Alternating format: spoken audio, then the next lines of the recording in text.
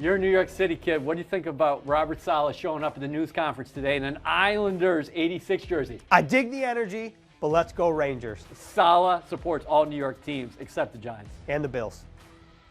Another day of practice of OTAs in the books, and the Jets have a new running back stable, couple new horses as well, but Tevin Coleman is the veteran of the bunch. Look at you talking horses a couple days after the Belmont, of course. Tevin Coleman played for Mike LaFleur in both Atlanta and San Francisco. His best season statistically was back in 2018 with Atlanta when he averaged 4.8 yards per carry, had 800 yards rushing along with 39 receptions. If he's healthy, he could be the first guy up in that backfield, but many players are going to get run in Mike LaFleur's offense. Coleman brings the speed and explosion. LaMichael Pirine, a little bit of a thicker back who can get downhill. Michael Carter, big play guy at North Carolina. The rookie's been impressive out here. Ty Johnson can burn. The Jets have options in the backfield. Coleman can help, I think, with his knowledge of the offense and also with pointers about expectations under Robert Saleh and LaFleur.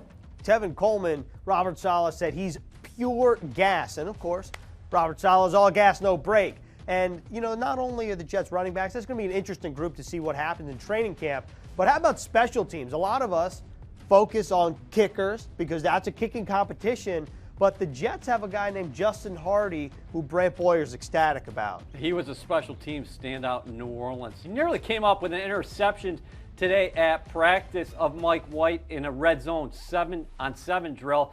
But Hardee is a former undrafted free agent who has had 32 tackles and kickoff coverage as a pro. Brant Boyer was ecstatic the Jets got him. The Jets used 13 gunners in all last season. Enter Hardee, who already has taken on a leadership role in that room. This is a changing unit, special teams, and Boyer has talked about the need for someone to emerge across from Hardee so he doesn't face double teams all the time. Remember last season, the Saints punt coverage unit allowed 46 yards. Hardee might not play a ton defensively, but he's going to be a key player for the Jets in 2021.